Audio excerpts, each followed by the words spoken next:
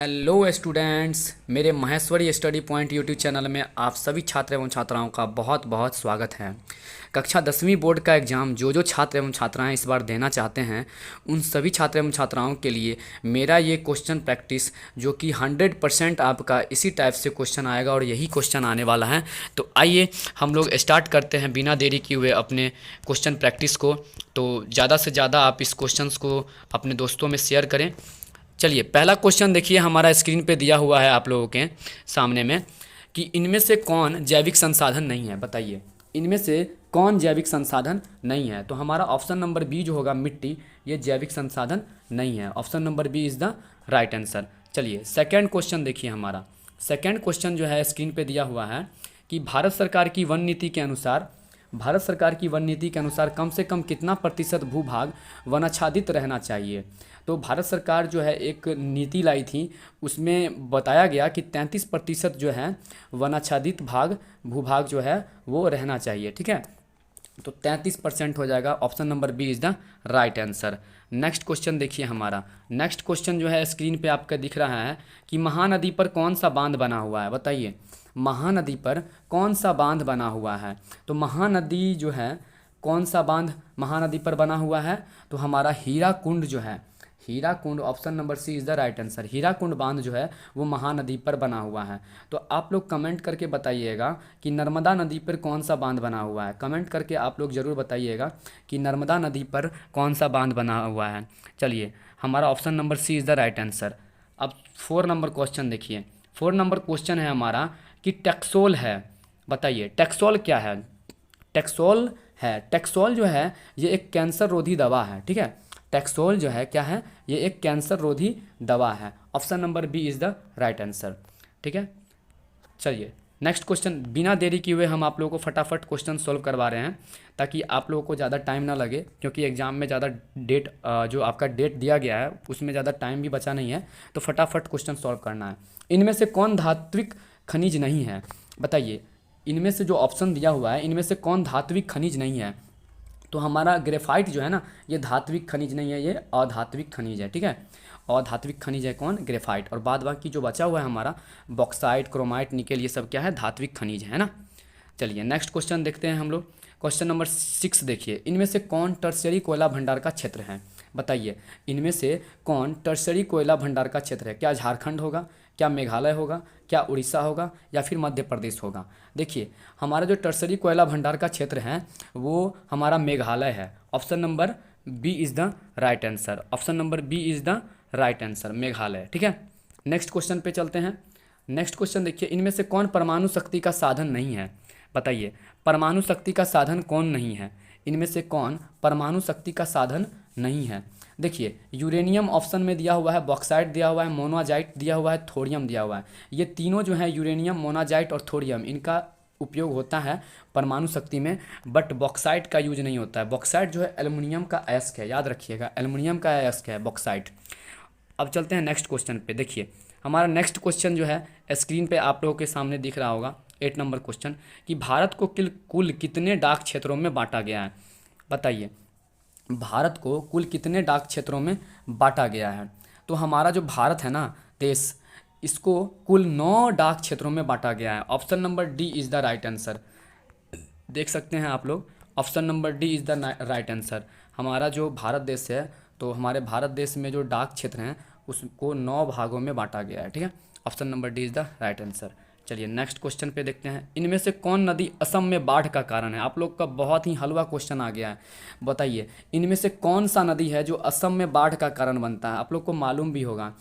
बताइए, तो क्या ब्यास नदी होगा, क्या ब्रह्मपुत्र नदी होगा, क्या ताप्ती होगा, या महानदी होगा। देखिए, ब्रह्मपुत्र नदी जो होता है ये असम में बाढ़ का कारण बनता है। Option number B is the right answer. Next question, 10 नंबर क्वेश्चन देखिए, तरुण भारत संघ एनजीओ का संबंध किस राज्य से है। बताइए, तरुण भारत संघ जो है एनजीओ का संबंध जो है ये राजस्थान राज्य से है। किस राज्य से है, राजस्थान राज्य से है। Option number D is the right answer. ठीक है, नेक्स्ट क्वेश्चन, इनमें से किसका उपयोग इलेक्ट्रॉनिक उद्योग में होता है। बताइए, तो किसका उपयोग जो है इलेक्ट्रॉनिक उद्योग में होता है। अभ्रक का, मैग्नीज का, बॉक्साइट का, इनमें सभी। देखिए, अभ्रक का उपयोग जो है ना, अभ्रक का उपयोग ये इलेक्ट्रॉनिक उद्योगों में होता है। इसका उपयोग क्यों किया जाता है, तो इलेक्ट्रॉनिक सामान बनाने के लिए किया जाता है। जैसे कि हमारा इलेक्ट्रिक स्विच वगैरह जो भी बनता है, जो इलेक्ट्रॉनिक सामान बनते हैं उन सभी में अभ्रक का यूज किया जाता है। तो 11 का option number A is the right answer. चलिए नेक्स्ट क्वेश्चन देखिए 12 नंबर, इंद्रपुरी जलाशय परियोजना किस राज्य में है? बताइए। इंद्रपुरी जलाशय परियोजना जो है बिहार राज्य में है और ये सोन नदी पर परियोजना बनाया गया है। ये सोन नदी पर बना हुआ है, रोहतास जिला है और सोन नदी पर ये बना हुआ है इंद्रपुरी जलाशय परियोजना। Option number B is the right answer. Next question, असाधारण पौधों के लिए तैयार की गई पुस्तक का नाम क्या है? बताइए। असाधारण पौधों के लिए तैयार की गई पुस्तक का नाम क्या है? तो असाधारण पौधों के लिए तैयार की गई पुस्तक का नाम क्या है? जल्दी फटाफट बताइए। Red book. Option number D is the right answer. Red book हो जाएगा इसका आंसर। ठीक है, चलिए नेक्स्ट क्वेश्चन 14, निम्नलिखित में से कौन रबी फसल नहीं है? रबी फसल का उदाहरण कौन सा नहीं है? बताइए। गेहूं होगा क्या, क्या चना होगा, क्या चावल होगा, क्या सरसों होगा? देखिए गेहूं, चना और सरसों ये जो है रबी फसल हैं, बट चावल जो है ये रबी फसल में नहीं आता है, ये खरीफ फसल में आता है। ठीक है, तो option number C is the right answer. ठीक है, चावल। Option number C is the right answer. 14 नंबर क्वेश्चन पे चलिए देखिए, 14 पे हो गया हमारा, अब 15 है। 15 नंबर क्वेश्चन पे आ गए हैं, सीमेंट उद्योग का कच्चा माल क्या है? बताइए। सीमेंट उद्योग का कच्चा माल क्या है? देखिए ऑप्शन नंबर हमारा जो हो जाएगा ए हो जाएगा राइट आंसर। चूना पत्थर। चूना पत्थर से जो है सीमेंट उद्योग में चूना पत्थर का यूज किया जाता है, कच्चा माल के रूप में यूज किया जाता है। किसको? चूना पत्थर को। 15 नंबर का ए हो जाएगा आंसर। कोयला नहीं होगा, एल्युमिनियम नहीं होगा, इनमें से सभी तो मतलब चूना पत्थर हो जाएगा। ठीक है, नेक्स्ट क्वेश्चन पे चलते हैं। देखिए 16 नंबर क्वेश्चन, कोंकण रेल परियोजना संबंध किस राज्य से है? कोंकण रेल परियोजना का संबंध किस राज्य से है? तो ये संबंध जो है हमारा महाराष्ट्र राज्य से है। ठीक है, महाराष्ट्र से इसका संबंध है। Option number A is the right answer. Next question पे चलते हैं। 17 नंबर क्वेश्चन देखिए, 1992 में रियो डी जेनेरो में क्या हुआ था? बताइए। 1992 में रियो डी जेनेरो में क्या हुआ था? तो 1992 में जो है पृथ्वी शिखर सम्मेलन हुआ था, है ना। Option number B is the right answer हो जाएगा इसका। नेक्स्ट क्वेश्चन पे चलते हैं। नेक्स्ट क्वेश्चन देखिए, भारत में सर्वाधिक कौन सी मिट्टी पाई जाती है? बहुत ही आसान सवाल है। भारत में सर्वाधिक कौन सी मिट्टी पाई जाती है? तो भारत में सर्वाधिक जलोढ़ मिट्टी पाई जाती है। मैं जब 10th का एग्ज़ाम दे रहा था 2017 में, तो मुझसे ये क्वेश्चन पूछा था ऑब्जेक्टिव में, तो मैंने जलोढ़ लगाया था, है ना। तो जलोढ़ मिट्टी पाई जाती है भारत में। चलिए नेक्स्ट क्वेश्चन हमारा 19 नंबर क्वेश्चन आ गया है, भारत में पहला जल विद्युत संयंत्र कहाँ लगाया गया था? बताइए। भारत में पहला जल विद्युत संयंत्र जो है कहाँ लगाया गया था? तो दार्जिलिंग में लगाया गया था। पश्चिम बंगाल में पड़ता है दार्जिलिंग, है ना।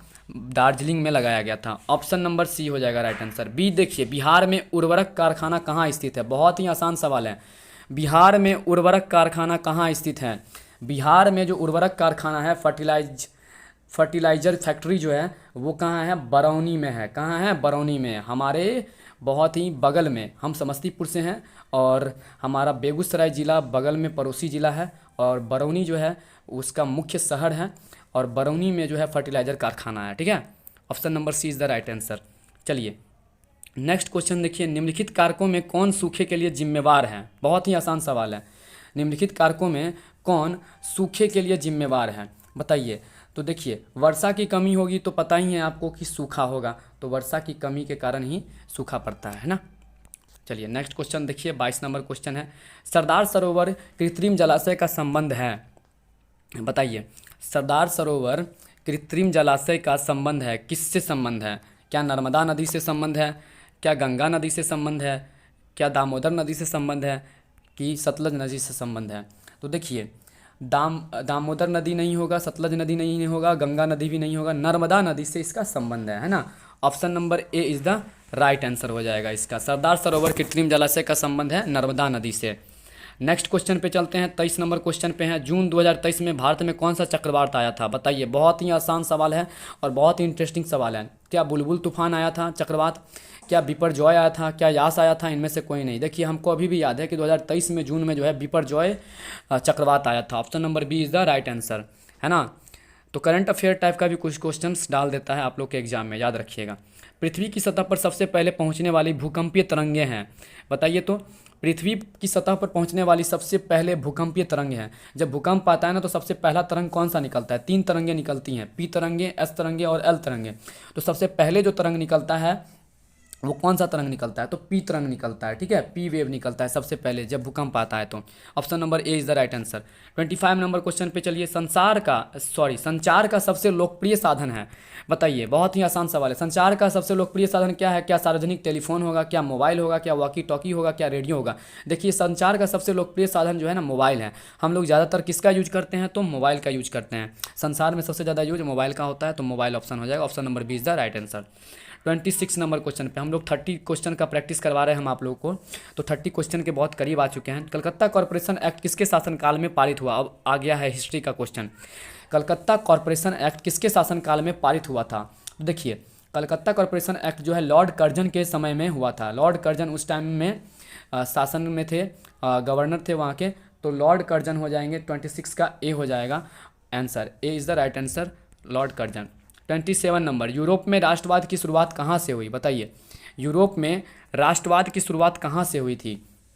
तो देखिए, यूरोप में जो है राष्ट्रवाद की शुरुआत जो है फ्रांस से हुई थी। फ्रांसीसी की क्रांति, फ्रांस की क्रांति आप लोग पढ़े होंगे, तो option number A is the right answer. Europe में राष्ट्रवाद की शुरुआत जो है कहाँ से हुई थी?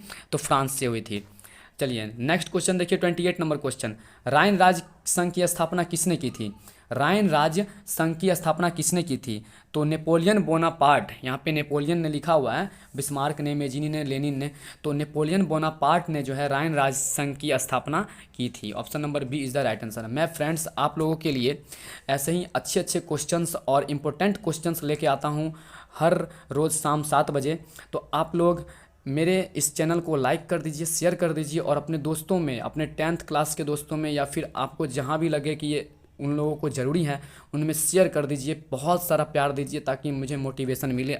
ऐसे ही अच्छे अच्छे वीडियो बनाते रहें हम बहुत जल्द आप लोगों को पैरामेडिकल, पॉलिटेक्निक और 10th और 9th रेडियोलॉजी का कोर्स, हम सारा चीज़ इसी पे आप लोगों को अपने चैनल पे पढ़ाने वाले हैं। तो फटाफट चैनल को लाइक कर दीजिए, सब्सक्राइब कर दीजिए और शेयर कर दीजिए। चलिए नेक्स्ट क्वेश्चन देखते हैं हम लोग। नेक्स्ट क्वेश्चन है हमारा, अप्रैल थीसिस किसने लिखी थी? बताइए, अप्रैल थीसिस किसने लिखी थी? क्या रूसो ने लिखी थी, क्या टॉलस्टॉय ने लिखी थी, क्या लेनिन ने लिखी थी, क्या कार्ल मार्क्स ने लिखी थी? देखिए, अप्रैल थीसिस जो है ना, ये लेनिन के द्वारा लिखा गया था। किसके द्वारा लिखा गया था? लेनिन के द्वारा लिखा गया था। अप्रैल थीसिस जो है किसके द्वारा लिखा गया था फ्रेंड्स? तो लेनिन के द्वारा लिखा गया था, ठीक है। चलिए नेक्स्ट क्वेश्चन पे देखते हैं। 30 नंबर क्वेश्चन आ गया है हमारा स्क्रीन पे। देखिए, हमारा स्क्रीन पे 30 नंबर क्वेश्चन आ चुका है। लास्ट क्वेश्चन है हमारा, खुदाई खिदमतगार का गठन किसने किया था? बताइए, खुदाई खिदमतगार का गठन किसने किया था? तो खुदाई खिदमतगार का गठन किसने किया था फ्रेंड्स?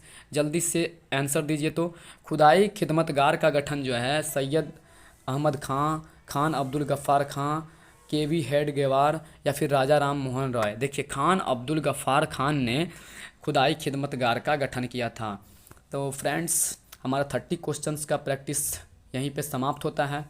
आप सभी फ्रेंड्स से मैं रिक्वेस्ट करता हूं कि हमारे इस चैनल को लाइक कर दीजिए, सब्सक्राइब कर दीजिए और अपने दोस्तों में शेयर कर दीजिए। मैं बहुत जल्द आप लोगों को क्लास 9th का, क्लास 10th का all subject and paramedical, polytechnic से संबंधित इम्पोर्टेंट जानकारी और जो है पढ़ाने की बातें हैं तो हम वो भी पढ़ाने वाले हैं। और पैरामेडिकल कोर्स के अंदर जो है एक रेडियोलॉजी कोर्स आता है, जिसमें एक्सरे टेक्नीशियन के बारे में आपको पढ़ना है, सीटी स्कैन के बारे में पढ़ना है, एमआरआई के बारे में पढ़ना है। तो मैं आप लोगों को इन सभी सब्जेक्ट को कवर करूँगा। तो आप लोगों से रिक्वेस्ट है कि मेरे इस चैनल को लाइक कर दीजिए, सब्सक्राइब कर दीजिए और अपने दोस्तों में शेयर कर दीजिए। बहुत बहुत धन्यवाद।